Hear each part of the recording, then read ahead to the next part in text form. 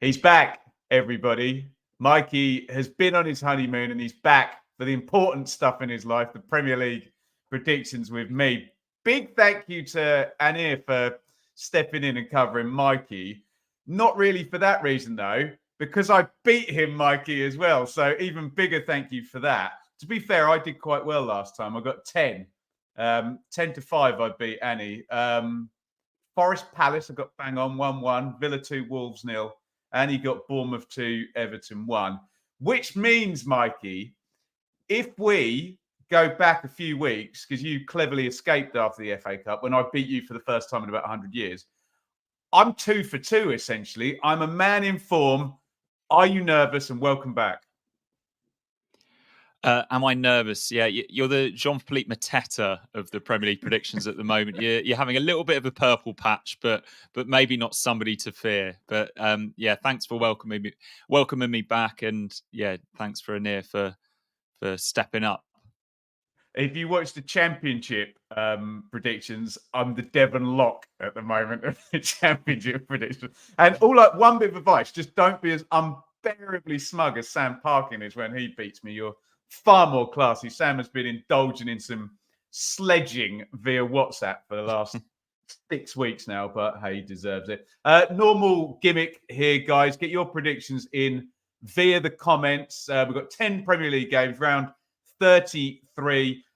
Full disclosure, we don't know at time of recording what the European results are for Arsenal, Man City. Help me out, Mikey. Liverpool, Villa, West Ham, 5? Yeah. So we don't know those results. If you do, more power to you. Still get your predictions in via the comments. Give yourself a point if you get the correct outcome, home, away, or draw. Give yourself 3 points if you get the correct score. It is not as easy as it looks. Give yourself a bonus point pre-round. Anything over 5 goals, you only 1 bonus point in a round. You can nominate that. Any big upset, or if you want to add a goal scorer in, just anything fun for a bonus point. And speaking of fun, Mikey, let's start with the David Ginola derby. It's Newcastle versus Tottenham.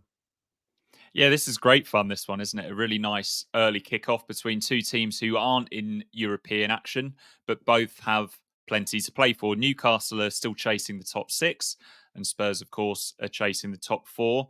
Both of them have taken 10 points from their last 5 games, which is the sort of form which suggests that they might just do that. They've got every chance of reaching those places that they want to get to. Newcastle were poor last week against Fulham, but got the win. They've had so many injuries this season, but they're relatively settled at this stage. Starting to see the same players playing week in, week out.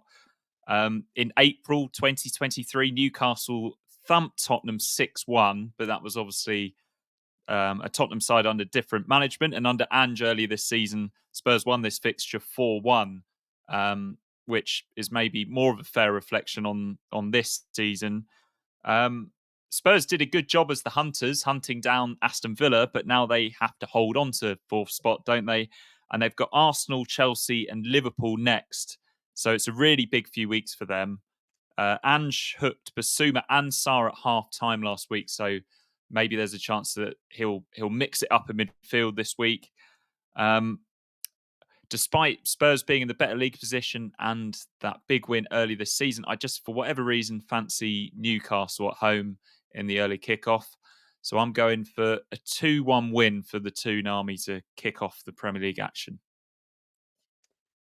Interesting. You've left the door open for me for the Spurs win. Then I fancy Spurs in this one, Mikey. Just as you were saying, they've hunted Villa down. They have, but Villa have been a bit like at primary school when a game of kiss chase where the person really wants to be caught.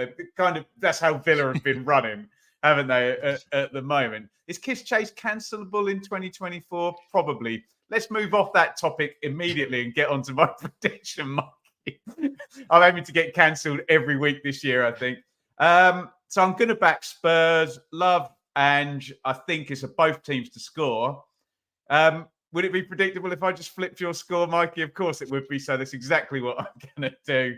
That's the joy of going second. He gets the open goal at the start. So I'm going to go Newcastle 1, Spurs 2, and Love this one from a dearly departed point of view. You know, I love the bottom of the table. Brentford versus Sheffield United.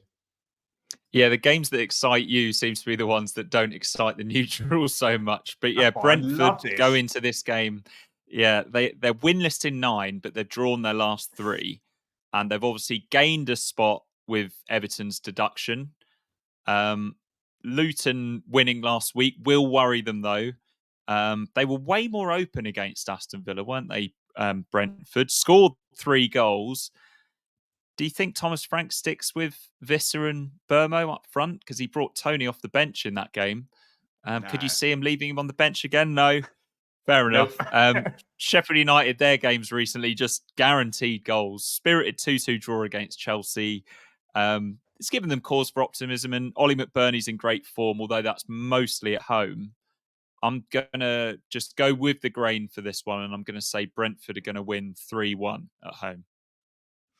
Can I just give a quick shout out? I'm sure you've worked with him, Mikey. Friend of the channel, Ian Danta from Talksport, was commentating on that game, and I was trying to avoid certain championship games on my drive. And oh my God, he had me clinging to my steering wheel with his commentary of Brentford and Villa at the weekend. That was absolutely incredible. So big shout out to our Dance for that commentary. No, I can't see him not bringing Tony back in. But yeah, the inability to defend crosses into the box, I think, is more an issue. But hey, Ivan Tony helps with that from defensive set plays anyway. Could they do a 4th straight draw, Mikey? No, I don't think. I think they're going to win. And should we lock in the clean sheet just because they've been hopeless defending Brentford, which is odd. Injuries aside as well. Let's do it. Brentford 1, Sheffield United 0. Sorry, Blades fans. Seems like we spent most of the year apologising to the Burnley fans as well. Burnley versus Brighton. I feel we're going to both be doing it again in a minute. Yeah, so you just spoke about the game that you listened to in the car on Saturday, Ben. Unfortunately, on 5 Live, it was Everton-Burnley, which was pretty drab to say the least. But there were some other results. I wasn't avoiding the Championship results, and I was pretty happy with one of them at least. Me too. Burnley this season only 2 home wins. Brighton only 4 away wins. Burnley they're not quite dead yet, but I feel they needed something in that game at Everton, and they got nothing. Across the team, no season has created less big chances than Burnley, which I think it tells some of the story, doesn't it? Brighton was swept aside by Arsenal. Arsenal were really impressive last Saturday. They're in danger of the season just petering out a little bit. Then they're not in Europe anymore. They've had a few players return from injury recently, which sort of gives them a little bit more balance and a few more attacking options. They've definitely got firepower. I think they've got enough to win this game at Burnley, and I think this will pretty much condemn Burnley. I'm going for a 2-1 win for the Seagulls. I quite like that, actually. I always back against Burnley. It's so predictable, but I just feel this matchup doesn't work for them in the slightest. And like you said, I thought maybe they might get something more against Everton. So I'm going to back against Burnley. Am I both teams to score? Do you know what? Let's make it gnarly. Nothing against Big Vinny Company and the Burnley fans. I'm going to go 3-0, Mikey, and just for it to fade away now, because like you say, we're at the point in the season where we're starting doing maths and adding 3 points on for various games, and seen Rotherham already drop in the Championship, and I might be talking about Blades and then Burnley sort of before we've got very far into May, I think. So Burnley 0, Brighton 3. Oh, ouch, Luton. Ooh. Manchester City versus Luton. Yeah, Man City just a point off top spot now. And although Luton have given everyone a tough game this season, including Manchester City at home, this doesn't look like a nice fixture for them at all, does it? Especially with Kevin De Bruyne at his best last week at Crystal Palace and Erling Haaland ending his goal drought as well.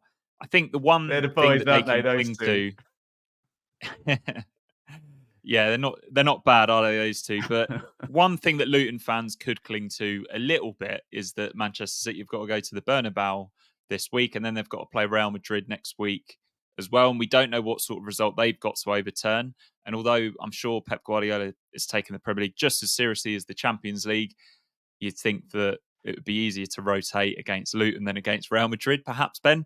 But that being said, they've got so many players in reserve, haven't they? And Rico Lewis has impressed massively in the last few weeks. He's sort of playing that hybrid midfield fullback role. I think John Stones might play there in the Champions League. So I'd expect to see Rico Lewis come back in and play that role against Luton. Luton, yeah, they finally enjoyed that first win in what seems like forever last week. It was their first victory since January. And they also had another small win when Everton were deducted the 2 points. That's given them a little bit more belief as well. They're always a danger with their crosses into the box, but their XG against is the highest in the league. And you think a team like Manchester City with the goal scorers they've got are going to exploit their sort of defensive frailties. I'm going to go for I think Luton will score, but I'm going to go for a 3-1 home win. Interesting, because the whole time you were talking, I had 4-1 percolating in my brain. Myself and Sam Parkin have introduced a rule, Mikey, which I'm going to be like Leicester City here and exploit a loophole. Any 5 goals is a bonus point. So I am entitled for a bonus point if I were to say Man City 4, Luton 1, which may feel a bit housery from me, but I'm doing it. I'm doing it anyway because it's 5 goals, Mikey. And everyone's just gonna have to suck it up and call me a sleaze bag in the comments. So Man City 4, Luton 1, and I am advantageously playing my bonus point on that. Sorry, Luton fans, as ever, love you. Forest versus Wolves, the Nuno derby. Yeah, the Nuno derby, the Morgan Gibbs-White derby as well. This is a huge, huge game for Nottingham Forest. 3 games unbeaten before that defeat at Spurs. Chris Wood will hope that shocking miss at the Tottenham Hotspur Stadium will all be forgotten about in a few weeks' time if Forest stay up. But otherwise, that might be a moment that Forest fans reflect on. They were brilliant at home against Fulham last week. I always talk about their front 3 or 4, like Callum Hudson-Odoi, Elanga, Morgan Gibbs-White, and Chris Wood. Like there's a lot of running power there, but also a lot of skill. Wolves didn't deserve to lose against West Ham, in my opinion. But the flip-flops could be on now. European football's looking very unlikely. There's an outside chance that Hwang Hee-chan could be back. Wolves have had a lot of injuries in the striking positions recently, so it'd be good for them if they can get him back in the squad for the last few weeks of the season. I think they're going to struggle to score at the City ground. I think it's going to be a really intense atmosphere, and I think Forest are going to get a 2-0 win, which will edge them closer to survival. Yeah, I like your logic. We are at the point now where you get certain matchups that have masses of intensity for one side and not for the other. Hopefully, I'm going to bear witness to one of those in the Championship on Wednesday night. So I've got to back Wolves. I like your 2-0, Mikey. I like the clean sheet always like a clean sheet with Nuno. So I'll scrape a goal off there and I will pop in a 1-0. Forest 1, Wolves 0. And I'm sure Gary O'Neill will laugh at me again, as he always does when I get Wolves wrong. Quick pause for the cause, everybody. We are sponsored as ever by Match Bingo here on the channel. Plenty going on at the weekend. You'll be able to play your Bingos game for free as ever in the Saturday 3 p.m. kickoffs. You just need a goal in your game for that. Complete your lines. But, Mikey, 2, not 1, not 3, but 2 £1,000 jackpots. I love it in the Premier League this weekend for your Match Bingo card. £2 to enter. So double jackpot. So £500 for the first winner and then a share of 500 for anyone else who completes their card. And that is the early game, Newcastle v Spurs, which we've both got both teams to score in. So we should get winners for both of those jackpots, fingers crossed. And I'll keep my powder dry because we haven't talked about this one yet. Arsenal versus Aston Villa, Mikey, in your Plum Platinum TV slot at Sunday, 4:30. Both £1,000 jackpots. Well worth getting involved, Mikey. If you are going to do that, please go via the QR code up on your screen right now. That will link you to Match Bingo. You can have a go at the free bingos game first, but if you want the big money, £2 a play on Newcastle and Spurs, Arsenal, Aston Villa, a £1,000 jackpot. And Mikey, we're gambling. We got to play responsibly. Please play responsibly. When the fun stops, stop. They say that for a reason on the adverts. And I wholeheartedly endorse that, but do get over and have a crack at Match Bingo. And we thank them for sponsoring the show. Here we go. This feels very Harry Redknapp. Bournemouth versus Manchester United. Yeah, I'm sure he'll be there. Bournemouth looked like they were en route for their 4th win in a row before that late Luton rally last week. They're playing with no pressure, eyeing a top half finish. And they're another side with an impressive front four, aren't they? With the likes of Solanke and Semenyo, Tavernier and Kluivert. Just lots of very skillful players there. United's Champions League hopes effectively over now. Questions being asked about Eric Ten Hag. Mikey, sorry, did you watch Man United Liverpool? I didn't know. They are the weirdest team I think I've ever seen, Man United. But carry on. I've got no idea what they're going to do. Even they from don't half look to half like a now. team. They don't look like a team that's almost at the end of their 2nd season under a manager, do they? Which I think is a little bit of a worry for them.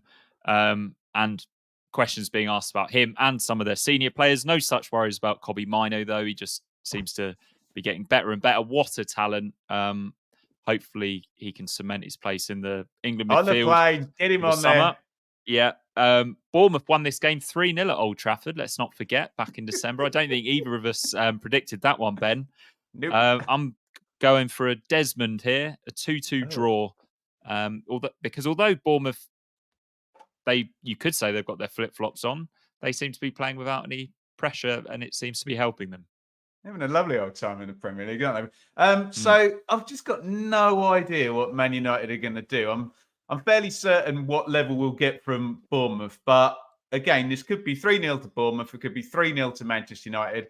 You're probably quite smart for going down the middle with a Desmond. Shall we say? Let's do something silly here. Let's say that Manchester United are going to win by 1 goal, probably play really badly, give up loads of chances and just have the quality to win the game in the second half or something like that. So let's go for a fun one. Bournemouth 2, Manchester United 3. How about that? And it is Liverpool versus Crystal Palace. Liverpool on the other side of that weird game at the weekend. And that passed over the baton for first place to Arsenal. It did, yeah. They've got Palace and Fulham up next, Liverpool. So they'll be looking for 2 routine home wins before they play at Everton. They've got Villa to come, and they've also got Spurs in the run-in as well. So quite a difficult run-in for them. The team's pretty settled, but this week we could see the return of Alisson in goal. Trent Alexander-Arnold should be back in the squad as well. And then we might even see Diogo Jota, which would be a huge bonus for Liverpool in this run-in, especially as they're also in Champions League action, albeit at home to Atalanta. So not an absolute shocker for Liverpool. They should be able to rotate in that game and get themselves into a good position. Palace only 1 win in 6 under Oliver Glasner.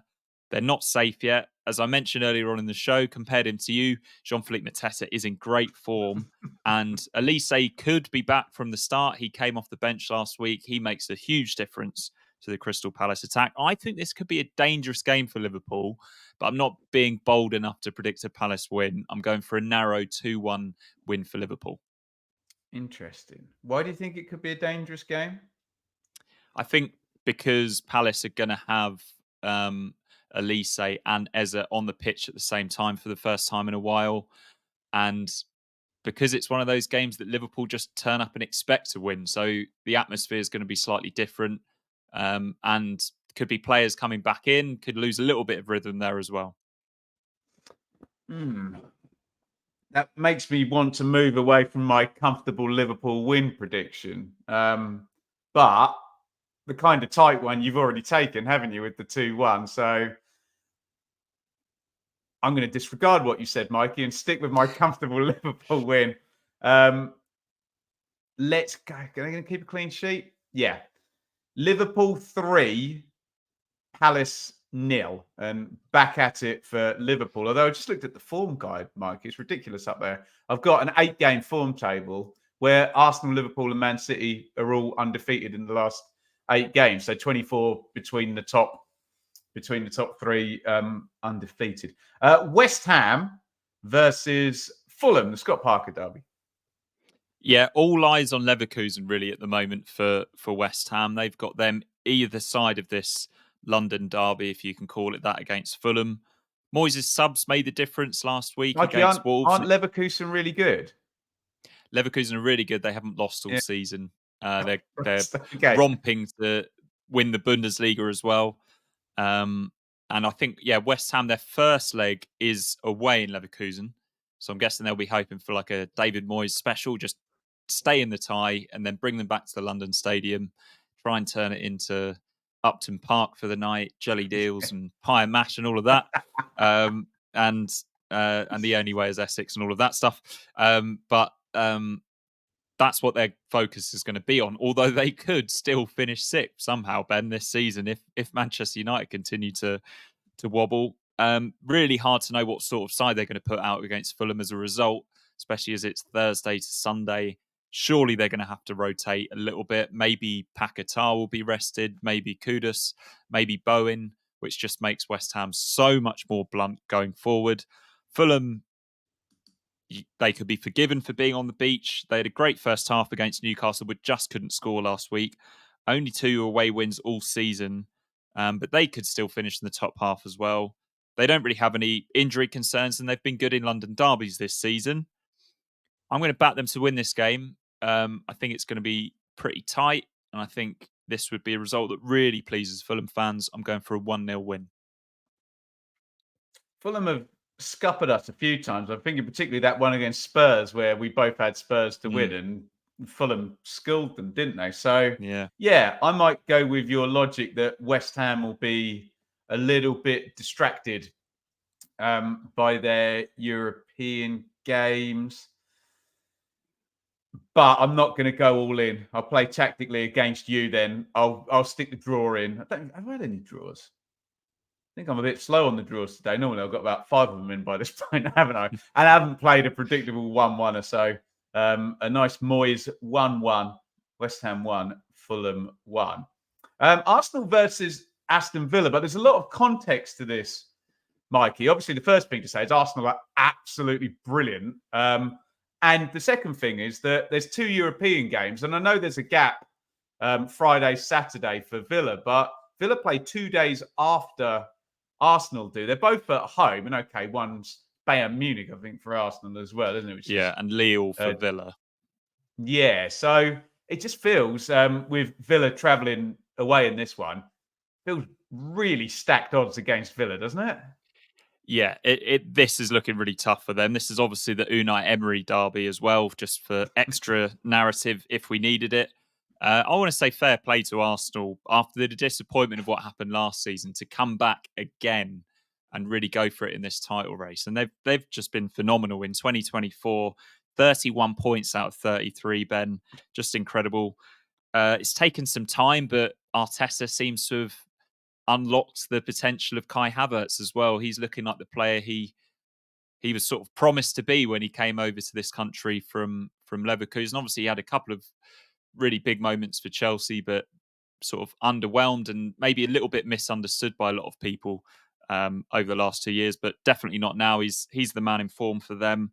They've got Bayern in the Champions League, as we mentioned, but I looked back and Arsenal have only dropped points after a Champions League game once this season, and that was when they played against Spurs in the North London derby. Villa are in European action against Lille. They've lost some momentum of late, and Douglas Luiz is suspended for this game. He's caused some real problems for Arsenal in the past. Offensively, he's just such a key component of the Villa midfield. And as you mentioned, they're getting less rest going into this game. Obviously, it helps that it's a late kickoff on a Sunday after a Thursday game. That's as good as they can hope for. But as you mentioned, the fact Arsenal get 2 more days off, but they could be playing a team that didn't play in midweek. So I think psychologically they should be okay. I think this game is going to be chaos. I'm going for Arsenal 4, Aston Villa 2, which, according to your rules, will get me a bonus point if it comes in. You're definitely having a bonus point for that one, Mikey. We love a 6-goal call. I'll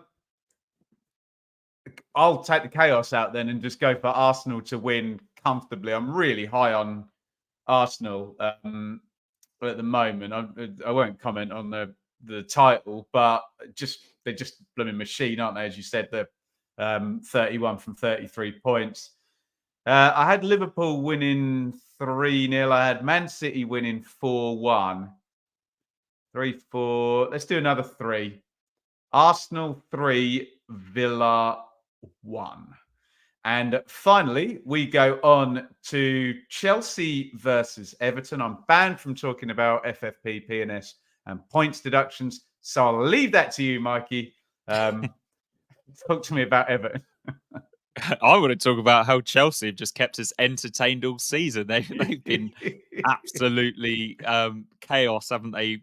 Throughout, they've quietly gone 7 games unbeaten, but Didn't do anything quietly. Unfortunately, out of those 7 unbeaten games, 3 really disappointing score draws in there against teams struggling down at the bottom of the table. They've got so many youngsters and such an attacking manager. Maybe it isn't a shock that they've been the way they've been this season and the way they've been recently as well. Everton, as you mentioned, they've had 8 points taken off them this season, but are still outside the drop zone. They weren't great last week against Burnley, but the victory stopped the rot. Maybe they can go on a little run now, and maybe Dominic Calvert-Lewin's luck has changed as well. They badly needed that. Chelsea have got City, Arsenal, and Villa up next. So if they're going to finish in Europe, they probably need a win here. But I can see another score draw for them. I'm going for a 2-2 draw. I was just looking through while you were talking. I've just got the last 5 games for Chelsea here. 2-2, 3-2, 2-2, 4-3, 2-2. Yeah, you can see... You can see why I've gone for 2-2, but there is maybe a little bit of a pattern emerging there. Yeah. So I'm expecting both teams to score over 4 goals and a Chelsea win then. So I'm either 3-2 or 4-3 here, but Everton are pretty goal shy, aren't they? But we've got to lock it in, haven't we? I'll add one more goal onto your scoreline, Mikey. Chelsea 3, Everton 2. There we go. That is our latest round of Premier League predictions. Huge welcome back to Mikey from his honeymoon and congratulations and all of that good stuff. You can say nice things to Mikey in the comments about that, or you can do the football YouTube thing and just call us names because we said your team might draw a game against someone 20 places above them in the table. But you do you down in the comments. What we'd really like, Mikey, is for you to get your predictions in, preferably before these games take place, and stick a little asterisk on your bonus one where you're predicting a nice big upset or a nice big high scoreline. Mikey, last word from you, my friend. Yeah, I think, to be honest, Ben, the Premier League is maybe going to be on the back burner for me. It's the Masters this weekend, and we've got all of the Championship football as well that I can't take my eyes off. But yeah, just going through those fixtures as a second course, Premier League is pretty exciting at the moment, isn't it? It is, and I am fully intending to use the distraction to claim my 3rd straight win. Check in next week to see if that has happened. Now, you might see a YouTuber with millions of subscribers and views a week driving a Bentley. It's a bit more modest, I have to say, when you're covering the Championship. So if you can find a few quid each month to support over on Patreon or by hitting the join button here, you are making the world of difference for myself, Shaylee, and Enid.